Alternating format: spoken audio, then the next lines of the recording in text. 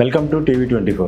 ఈ రోజు మనతో పాటు ఉన్నారు వికాస ప్రాజెక్ట్ డైరెక్టర్ లచ్చారావు గారు. ఆయనతో ఆంధ్రప్రదేశ్ రాష్ట్రంలో ఎటువంటి ఎంప్లాయ్మెంట్ సోర్సెస్ జరుగుతున్నాయి, ఎటువంటి ప్రయత్నాలు జరుగుతున్నాయి అనేది ఈ రోజు ఇంటర్వ్యూలో పూర్తిగా తెలుసుకునే ప్రయత్నం చేద్దాం. సార్ నమస్కారం. నమస్కారం అండి. ఇటీవల కాలంలో ఎక్కువగా ప్రైవేట్ సెక్టార్స్లో కూడా మీ దగ్గరికి జాబ్ క్రియేషన్ కోసం, అంటే జాబ్ ఉంది మా దగ్గర, మీరు క్యాండిడేట్స్ని పంపించండి అనే కొన్ని కాన్వర్సేషన్స్ కూడా నడుస్తూ ఉన్నాయి. సార్ ఇది ఎట్లా జరిగిందంటే సార్, అయితే రాష్ట్ర ప్రభుత్వం ఇప్పుడు కూటమి సర్కారు ప్రభుత్వం అధికారంలో ఉంది. లోకేష్ గారు ఒక ప్రామిస్ చేశారు, చంద్రబాబు నాయుడు గారు, పవన్ కళ్యాణ్ గారు కూడా లోకల్ కావచ్చు, నేషనల్ కావచ్చు, ఇంటర్నేషనల్గా ఆ స్థాయిలో కూడా ఉద్యోగాలు కల్పిస్తాం. మన దగ్గర దానికి సంబంధించిన ఏమన్నా ఏర్పాట్లు, దాని మీద ఏమన్నా కార్యాచరణ ఏమన్నా రూపొందించారని? సార్ ఇది యాక్చువల్గా డిస్ట్రిక్ట్ ఇనిషియేటివ్ ప్రోగ్రామ్ సార్. దీనికి కలెక్టర్ గారు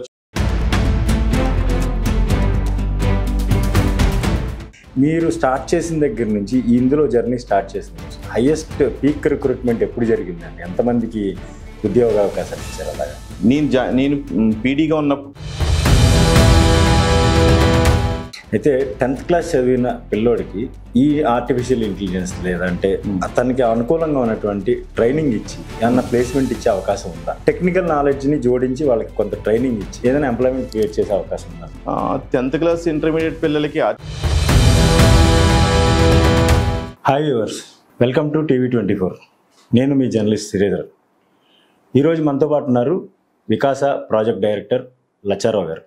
ఆయనతో ఆంధ్రప్రదేశ్ రాష్ట్రంలో ఎటువంటి ఎంప్లాయ్మెంట్ సోర్సెస్ జరుగుతున్నాయి, ఎటువంటి ప్రయత్నాలు జరుగుతున్నాయి అనేది ఈరోజు ఇంటర్వ్యూలో పూర్తిగా తెలుసుకునే ప్రయత్నం చేద్దాం. సార్ నమస్కారం. నమస్కారం అండి.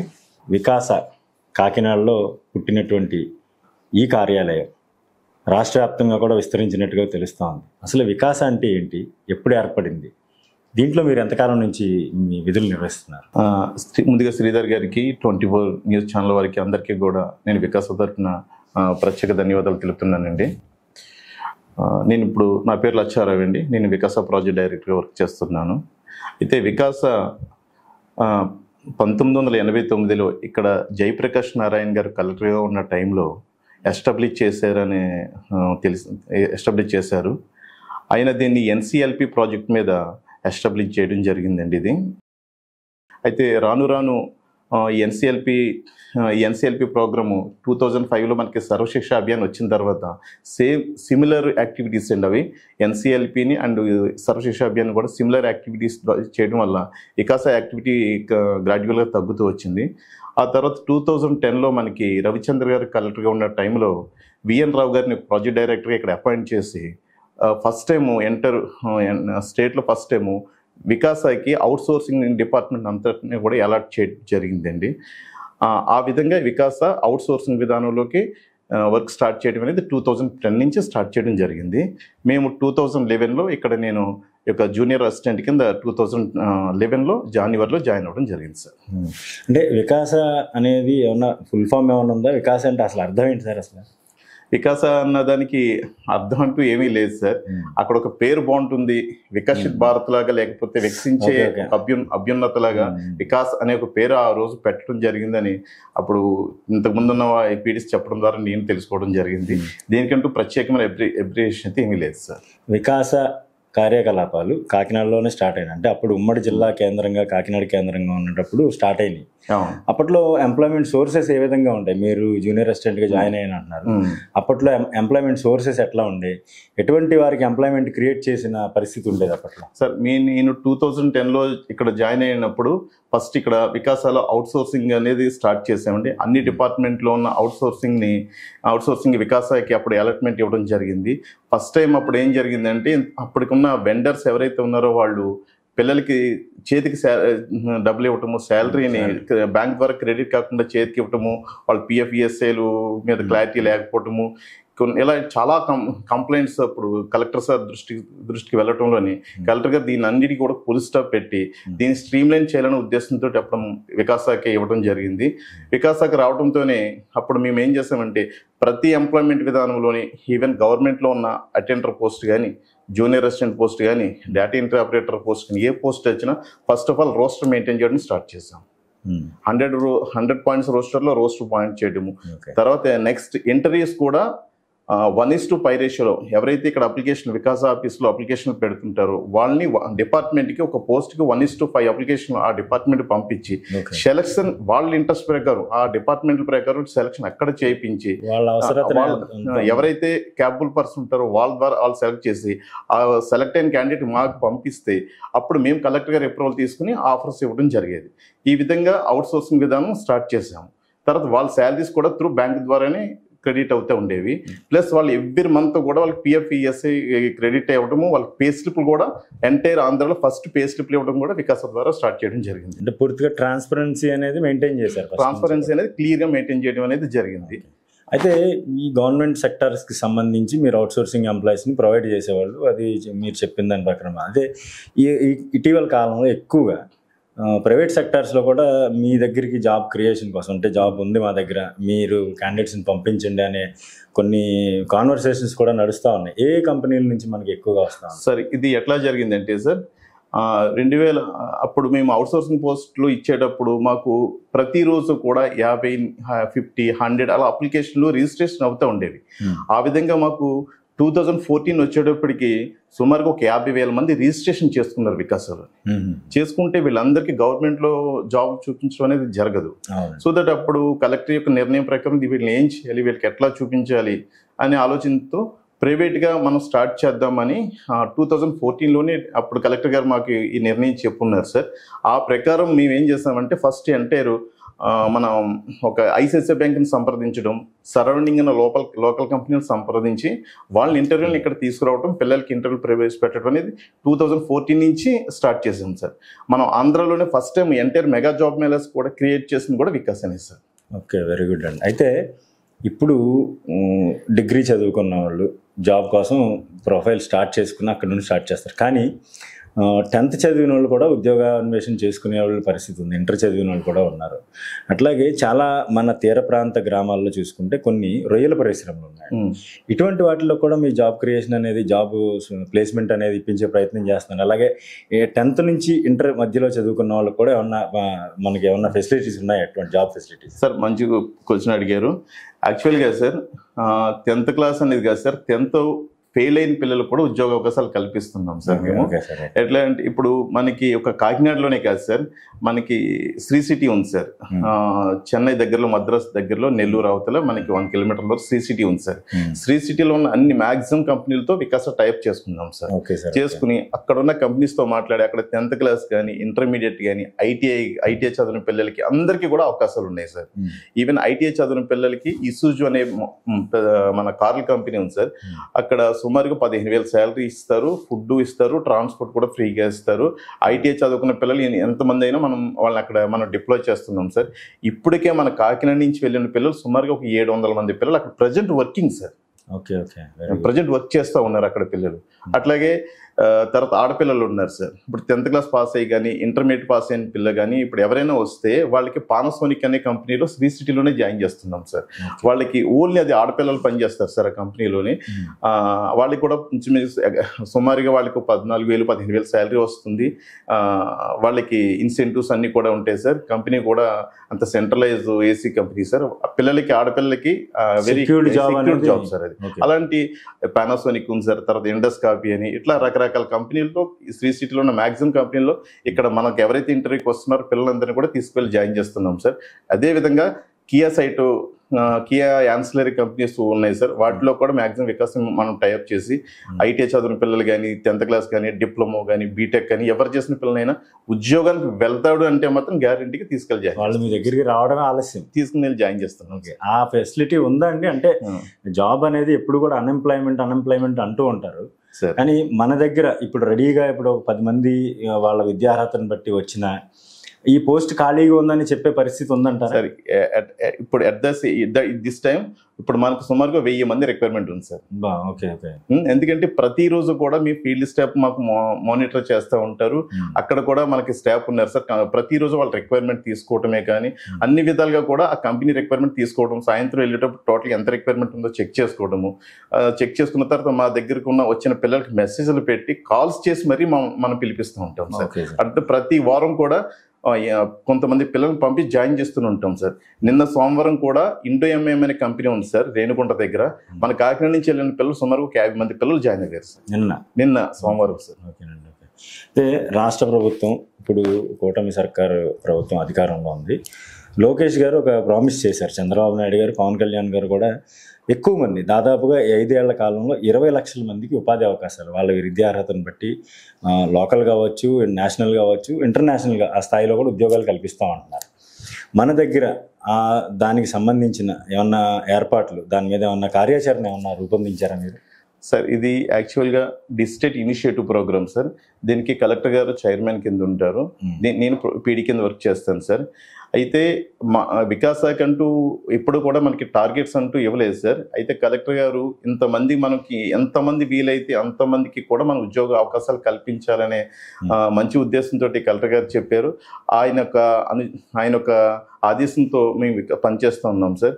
మాకు మేమే అంటే కలెక్టర్ గారికి ప్రజెంట్ చేస్తాం సార్. ఈ ఇయర్ మేము సుమారుగా ఒక 20,000 మందికి ఉద్యోగ అవకాశాలు కల్పించేందుకు ప్లాన్ చేస్తున్నామని సార్కి చెప్తూ ఉంటాము. ఆ విధంగా మేము వర్కౌట్ చేస్తూ ఉంటాం సార్. మీరు చెప్పినట్టుగానే అంతర్జాతీయ సంస్థలతో కూడా మేము ఎంఓయూ చేసుకున్నాం సార్. ఈవెన్ ఇప్పుడు టీసీఎస్ కానీ, కాగ్నిజెంట్, అట్లాగే విప్రో, హెచ్సిఎల్ వంటి సాఫ్ట్వేర్ కంపెనీలతో కూడా మేము ఎంఓయూ చేసుకున్నాం sir. Even also Sutherland company sir. ఆ కంపెనీ వాళ్ళకి సరైన కమ్యూనికేషన్ స్కిల్స్ లేవన్నారని చెప్పి ఆ కంపెనీ వాళ్ళ ట్రైనర్స్ని ఇక్కడ పంపించి ట్రైనింగ్ ఇచ్చి పిల్లల్ని ప్లేస్ చేసే విధంగా కూడా మేము ఎంఓయూ చేసుకున్నాం సార్. ఈ విధంగా నేషనల్ అండ్ మల్టీనేషనల్ కంపెనీలతో కూడా వికాస వర్క్ చేస్తుంది సార్. అయితే పీడి గారు, నాకు ఒక చిన్న అనుమానం ఉంది. ఇప్పుడు నాది మా పిల్లలది ఎవరితో ఒక క్యాండిడేట్ది డిగ్రీ అయిపోయింది, మీ దగ్గరికి ఎట్లా అప్రోచ్ అవ్వాలి? మీ దగ్గర ఎట్లా ఆన్లైన్ రిజిస్ట్రేషన్ ఏమైనా ఉంటుందా, లేకపోతే ఫిజికల్గా వచ్చి ఇక్కడికి ఏమన్నా రెజ్యూమ్ లాంటిది ఇవ్వాలా? అసలు ఎట్లా ప్రాసెస్ ఎట్లా ఉంటుందండి? ఓకే సార్, యాక్చువల్గా సార్ వికాసాలో రిజిస్ట్రేషన్ అనేది ప్రతిరోజు కూడా మేము ఇక్కడ రిజిస్ట్రేషన్ కౌంటర్ ఒకటి పెట్టాం సార్. వాళ్ళ యొక్క జెరాక్స్ కాపీస్ తెచ్చుకుంటే అప్లికేషన్ కూడా మేము వికాస్ ఆఫీస్ నుంచి ఇస్తాము. వాళ్ళు అప్లికేషన్ ఫిల్ చేసి మాకు ఇస్తే మేము రిజిస్ట్రేషన్ చేస్తాము. కొంతమంది దూర ప్రాంతం వాళ్ళు ఉంటారు, ఈవెన్ ఏజెన్సీ వాళ్ళు కానీ ఎవరైనా ఉంటారు, వాళ్ళు వికాస్ ఆఫీస్ దాకా రాకుండా మేము మా వెబ్సైట్ ఉంది సార్, vikasajobs.com. మా వెబ్సైట్ ఓపెన్ చేసిన వెంటనే కింద రిజిస్ట్రేషన్ అనే ఒక లింక్ వస్తుంది. దాన్ని ఓపెన్ చేస్తే అప్లికేషన్ ఫార్మ్ వచ్చేస్తుందండి. అప్లికేషన్ మనం ఫిల్ చేసి కూడా రిజిస్ట్రేషన్ చేసుకోవచ్చు. అది కాకుండా మేము ప్రతి సోమవారం కూడా మనము ఈ స్పందనకి వచ్చే పిల్లల గురించి లోకల్ జాబ్ మేళాస్తో ఒక మినీ జాబ్ మేళా కండక్ట్ చేస్తున్నాం. మన కలెక్టరేట్లో హాల్లో కండక్ట్ చేస్తున్నాం. ఎవ్రీ మండే ఒక మినీ జాబ్ మేళా సుమారుగా ఒక 5 నుంచి 10 కంపెనీలతో మినీ జాబ్ మేళా కండక్ట్ చేస్తున్నాం. ఆ రోజు కూడా సుమారుగా ప్రతి సోమవారం ఒక 50 నుంచి 100 మందికి ఉద్యోగ అవకాశాలు కూడా కల్పిస్తాము. ఆ రోజు కూడా స్పెషల్గా కూడా మేము రిజిస్ట్రేషన్ కూడా చేస్తాము. ఇది కాకుండా మెగా జాబ్ మేళాస్ కూడా కండక్ట్ చేసినప్పుడు అక్కడ కూడా మేము రిజిస్ట్రేషన్ అనేది చేస్తాం. ఈ విధంగా రూరల్లో గ్రాస్ లెవెల్లో కూడా ప్రతి పిల్లోడికి కూడా వికాస రిజిస్ట్రేషన్ కానీ లేకపోతే వికాస గురించి తెలిసే విధంగా అయితే వికాస ప్రయత్నం అయితే చేయడం జరుగుతుంది. అంటే రిజిస్ట్రేషన్ చేసుకున్న టైంలో అప్లికేషన్ ఫిల్ చేయడం అనేది ఒక ప్రక్రియ. అవునండి. అయితే ఆ టైంలో వాళ్ళు ఈ సబ్మిట్ చేయాల్సిన అప్లికేషన్లో సర్టిఫికేట్స్ కూడా పెట్టాలా, అవసరం లేదండి? జాబ్ టైంలో సబ్మిట్ చేస్తే జాబ్ టైంలో సబ్మిట్ చేస్తే సరిపోతుందండి. ఒకవేళ ఇక్కడ వరకు మా ఆఫీస్ వరకు వస్తే మేము వాళ్ళ జెరాక్స్ కాపీస్ అన్ని కూడా తీసుకోవడం జరుగుతుంది. ఈవెన్ వాళ్ళు ఇక 10th క్లాస్ ఏదైతే క్వాలిఫికేషన్ ఉందో ఆ క్వాలిఫికేషన్ సంబంధించి జెరాక్స్ కాపీస్, ఆధార్ కార్డు కూడా తీసుకోవడం జరుగుతుంది. ఆధార్ జెరాక్స్ కాపీ అంటే మీ దగ్గర దాన్ని ఎట్లా ఫైల్ చేస్తారా? మేము ఫైల్ చేస్తాం. ఓకే, ఫైల్ చేసి మేము స్టోరేజ్ చేసి పెడతాం. సాఫ్ట్ కాపీ పెట్టుకుంటారు. అవును అవును. ఓకే, బాగుంది. అయితే ఇప్పుడు మన కంపెనీ మీరు చెప్తున్న దాన్ని బట్టి ప్రతి సోమవారం ఒక మినీ జాబ్ మేళా అంటున్నారు. అవకాశం ఉంటే నెలలో మెగా జాబ్ మేళా కూడా చేస్తున్నాం.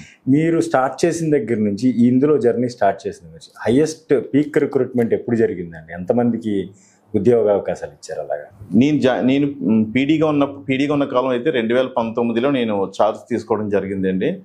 2019 నుంచి ఇప్పటి వరకు సుమారుగా 1,00,000 మందికి అయితే ఉద్యోగ అవకాశాలు అయితే ఇవ్వడం జరిగిందండి.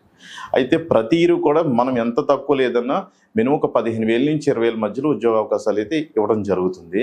హైయెస్ట్ మీరు చెప్పిన పీక్ స్టేజ్ అయితే నేను ఏపీడీగా ఉన్న టైంలో 2018-19 టైంలో బాగా మేము ఉద్యోగ మేళాలు బాగా కండక్ట్ చేసాము. ఉద్యోగ అవకాశాలు కూడా ఇవ్వడం జరిగింది.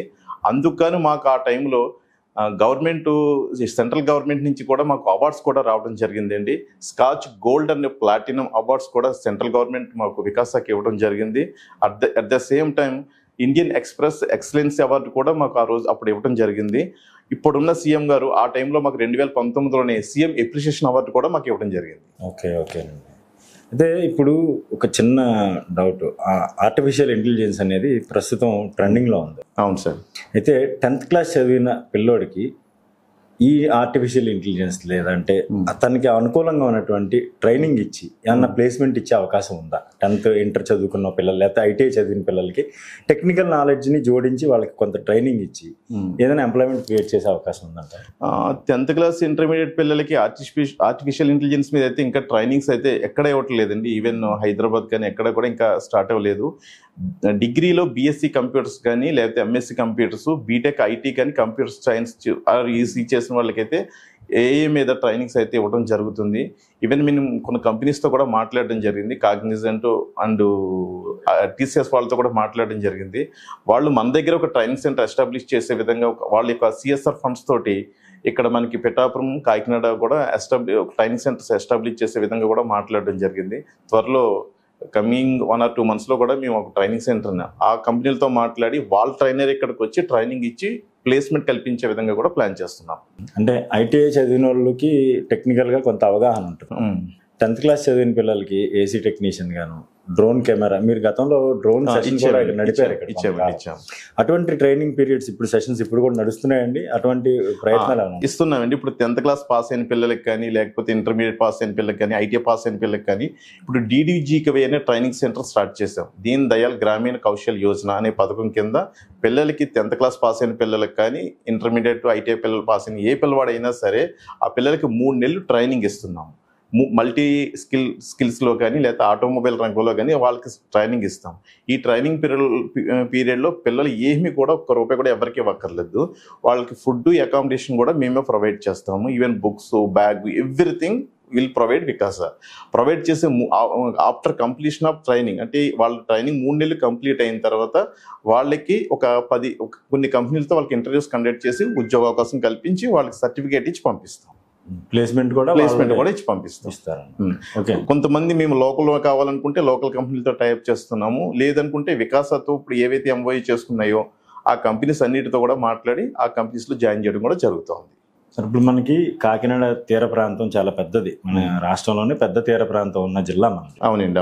అయితే ఇక్కడున్న ఇప్పుడు ఎస్టాబ్లిష్ అవుతున్నటువంటి ఫార్మా ఇండస్ట్రీ ఎస్టాబ్లిష్ అవుతుంది, ఫెర్టిలైజర్ ఇండస్ట్రీ ఉంది, అలాగే చాలా ఇండస్ట్రీస్ ఉన్నాయి మన ఏరియాలో.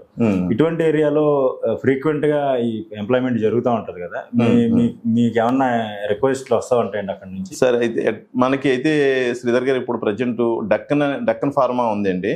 ఆ డక్కన్ ఫార్మా నుంచి అయితే మనకి కంటిన్యూస్ గా రిక్వైర్మెంట్ వస్తుంది. అదే విధంగా ఫార్మాలు రీసెంట్ గా మనకి అరవింద ఫార్మా అనే కంపెనీ లైఫస్ అనే కంపెనీ ద్వారా స్టార్ట్ చేశారు.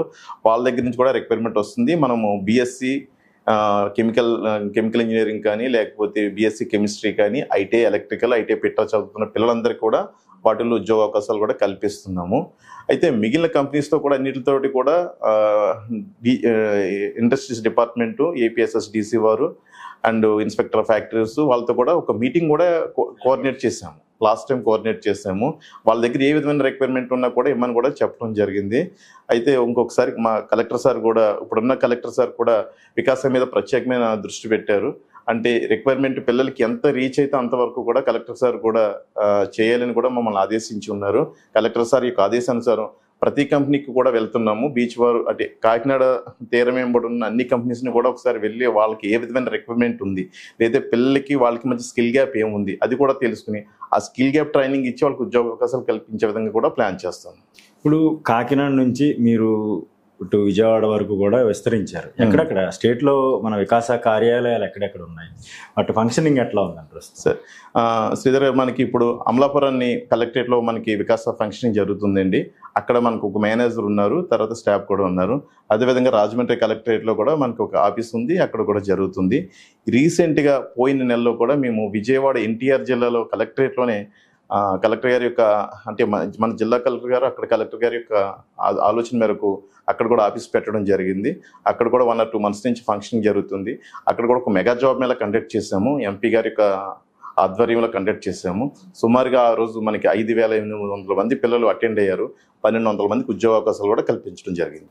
ఓవరాల్గా ఇప్పుడున్న పరిస్థితుల్లో ఎంప్లాయ్మెంట్ అనేది కష్టం కాదు అని గుండె మీద చేసుకుని చెప్పొచ్చు అంటారా? సార్, ఎంప్లాయ్మెంట్ అనేది కష్టం కాదండి. మేము ప్రతి పిల్లవాడికి ఏం చెప్తున్నామంటే, ఇక్కడికి వచ్చిన పిల్లవాడికి ఉద్యోగ అవకాశాలు అయితే చాలా అపారమైన ఉద్యోగ అవకాశాలు ఉన్నాయండి. అంటే మేము ఇదే ఫీల్డ్లో ఇప్పటికి నేను 15 సంవత్సరాల నుంచి నేను తిరుగుతూ ఉన్నానండి. మేము నిన్న హైదరాబాద్లో కూడా ఒక 3 రోజులు క్యాంప్ పెట్టాము. అన్ని చాలా ఎంటర్ప్రైనర్ కంపెనీ వాళ్ళతో కలిసాము, స్టార్టప్ కంపెనీలతో కలిసాము, తర్వాత ఐటీ కంపెనీస్ కలిసాము, ఐటీఎస్ కంపెనీస్తో కలిసాము. ఉద్యోగ అవకాశాలు అయితే అపారమైన ఉద్యోగ అవకాశాలు ఉన్నాయి. అయితే ఇప్పుడున్న పిల్లల యొక్క ఆలోచన ఎట్లా ఉందంటే, ఊరు దాటి వెళ్ళడానికి కొంచెం ఇష్టపడట్లేదు. అయితే ఉద్యోగం చేస్తున్న ప్రతి పిల్లోడికి అయితే ఉద్యోగం అయితే ఉంది సార్, డెఫినెట్గా ఉద్యోగ అవకాశాలు ఉంది. అయితే ఐటీ రంగంలో అయితే వాళ్ళు కొంచెం స్కిల్స్ ని వాళ్ళు డెవలప్ చేసుకుంటే మాత్రం మంచి మంచి జీతాలతో కూడా ఆపర్చునిటీస్ ఉన్నాయి. మన దగ్గర మినిమం 40 నుంచి 50,000 శాలరీలు ఇచ్చే ఉద్యోగాలు కూడా మన దగ్గర కూడా ఉన్నాయి సార్. అయితే వాళ్ళకి కావాల్సింది ఏంటంటే, పిల్లలు చదువుకునే టైంలోనే కొంచెం కమ్యూనికేషన్ స్కిల్స్ మీద ఫోకస్ చేయటము, తర్వాత వాళ్ళ యొక్క స్కిల్ సెట్ మీద ఫోకస్ చేయటము, ఒబిడియంట్ బిహేవియర్ మీద ఫోకస్ చేయటం, ఇలాంటివి జరిగితే డెఫినెట్గా వాడు క్యాంపస్లో అక్కడ చదువుకునే టైంలోనే కొడతాడు, లేదంటే బయటకు వచ్చినప్పుడు డెఫినెట్గా కొడతాడు. అదేవిధంగా రేపు 21వ తారీఖుని మినిస్టర్ గారు, లేబర్ మినిస్టర్ గారు కూడా ఓన్లీ ఐటీ కంపెనీస్తో ఒక మెగా ఈవెంట్ కూడా కండక్ట్ చేస్తున్నారు. సుమారుగా ఒక 500 ఐటీ జాబ్స్ అండి, only BTech IT jobs. Entire ఆంధ్రలో కూడా ఇప్పుడు ఐటీ జాబ్స్ ఐటీ జాబ్స్ ఎప్పుడు పెట్టలేదు. రేపు 13వ తారీఖుని ఒక 1000 ఉద్యోగాలతో కూడా ఐటీ జాబ్స్ జాబ్ మేళా జరుగుతుంది. ఒకవేళ ఎవరైనా పిల్లలు కూడా అది మంచి అవకాశం. కంపెనీస్తో ఆల్రెడీ మాట్లాడారు, అన్ఎంప్లాయిడ్ స్టూడెంట్స్ అక్కడికి ప్రొడ్యూస్ చేస్తే సరిపోతుందండి. ఓకేనండి. అయితే ఇప్పుడు మనకి జీతాల విషయంకి వచ్చేసరికి మీరు ఇంతకుముందు చెప్పారు, మీరు సఫిషియెంట్గా కంపెనీ ఇచ్చేటువంటి జీతం కావచ్చు, ఈఎస్ఐ, పిఎఫ్ లాంటివి కూడా కట్ చేస్తున్నారు, అది ప్రొవైడ్ చేస్తున్నారండి. చాలా కంపెనీస్లో కొన్ని ఇష్యూస్ నడుస్తూ ఉంటాయి. ఇలాంటివి కొన్ని కంపెనీ శాలరీ ఇస్తుంది కానీ నెలల తరబడి ఈ పిఎఫ్ డబ్బులు డిపాజిట్ చేయకుంటారు. అటువంటి వారికి మీరు ఏమన్నా చెప్పదలుచుకున్నారు, సూచన కానీ లేకపోతే ఎటువంటి చర్యలు తీసుకునే అవకాశం? అంటే ఏమవుతుందంటే అండి, వికాస ద్వారా మేము తీసుకునే ఫస్ట్ స్టెప్ అదేనండి. మనకి ఇక్కడ ఒక మైగ్రేషన్ సెంటర్ ఉంది. సుమారుగా ఇక్కడ ఒక 5-6 మంది పిల్లలు పనిచేస్తూ ఉంటారు. మేము జాయిన్ చేసిన ప్రతి పిల్లోడికి నెల అయిన తర్వాత ఒకసారి మా వైపు నుంచి కాల్ వెళ్తుంది, మీకు శాలరీ అందిందా, మీకు పిఎఫ్ వేసారా, ఈఎస్ఐ కూడా కట్ అయిందా అని అడుగుతాం. తర్వాత కంపెనీ హెడ్స్తో కూడా మాట్లాడతాం, వాటి శాలరీ స్లిప్ ఒకసారి పెట్టండి అని చెప్తాం. ఒకవేళ మా ద్వారా శాలరీస్ వెళ్తే ఆ పిఎఫ్ ఈఎస్ఐ మేమే కట్ చేసి వాళ్ళకి వేస్తాం. ఒకవేళ ఇన్ కేస్ వాళ్ళకి ఎక్కడైనా శాలరీ పడలేదు, లేకపోతే తగ్గించి పడిందంటే వెంటనే ఇమీడియట్గా మేము చేసేది నెక్స్ట్ వాళ్ళ హెచ్ఆర్ డిపార్ట్మెంట్తో మాట్లాడతాం. ఎందుకు తేడా వచ్చిందో ఆ సార్ట్అవుట్ చేస్తాం. ప్రాబ్లం సార్ట్అవుట్ చేసి ఒకటి పిఎఫ్ కట్ అవ్వకపోతే వాళ్ళ టీంతో మాట్లాడి ఇమీడియట్గా వాడికి ఆ యాక్షన్ అయితే తీసుకుంటాం.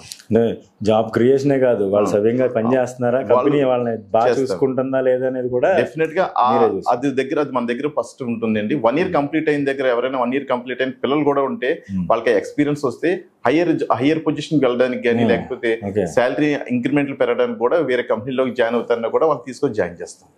ఓకేనండి. అయితే ఒకటి చిన్న, నాకు ఇప్పుడు మీరు గవర్నమెంట్ స్పాన్సర్డ్ ప్రోగ్రామ్ మీరు చేసేది, స్టేట్ గవర్నమెంట్ నుంచి కానీ సెంట్రల్ గవర్నమెంట్ కానీ మీకు వచ్చే ప్రోత్సాహకం ఏంటి? ఏ విధమైన మీకు సపోర్ట్ ఉంటుందండి గవర్నమెంట్ నుంచి, ఆఫీసర్స్ నుంచి?